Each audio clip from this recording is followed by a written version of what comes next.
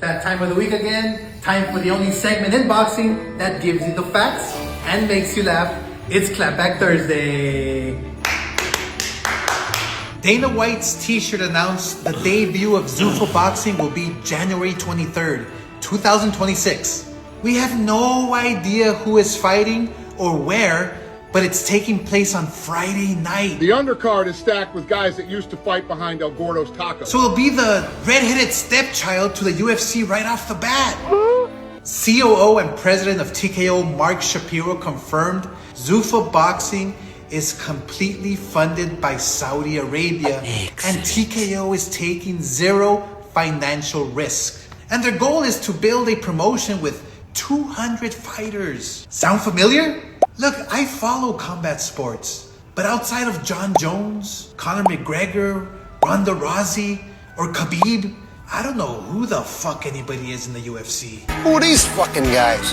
Why don't those big names fight anymore? Because they outgrew the UFC model and demand more money than the pay scale offers. Show me the money. TKO will not allow anyone to become a star I'm the one selling the records. and grow to their full potential. There will be no development of Zuffa fighters because they will get thrown into the fire right off the bat and face extremely tough opponents. So if you lose, you're done. There's no building a champion or a career. And how in the fuck is Dana going to manage 200 boxers along with the 200 UFC fighters? At Golden Boy, we have about 35 fighters currently, and we expect every single one to become a world champion. Quality over quantity. We know the formula. I've done it for 25 years. Bob Arum has done it successfully for almost 50 years. Boxing had been thriving for 100 years, but TKO board member Nick Khan is using big words. This will also be part of the Ali Act, so we're simply looking to enhance it. Trying to get you to believe that Zuffa is going to somehow reinvent the wheel? How are you going to do that? Erase 100 years of history? You're already trying to change legislation that was put in place to protect the fighters. And you're actively trying to erase the governing bodies? Yes, I will not recognize any of the other sanctioning bodies. You said you're making your own ring. We're already working on a new design for the ring. You're making your own rules, Possibly even rule changes. your own referees, your own rankings. I mean, I assume this is more like a reality show? Right? You have AAA, and then you have the major leagues. And I know you're very into the development of fighters. That's what you really geek out on your, contender series. I mean, here's the fine print. If you sign on the dotted line with TKO and Zuffa, you're signing your rights away. You've seen it in the UFC. They want a monopoly.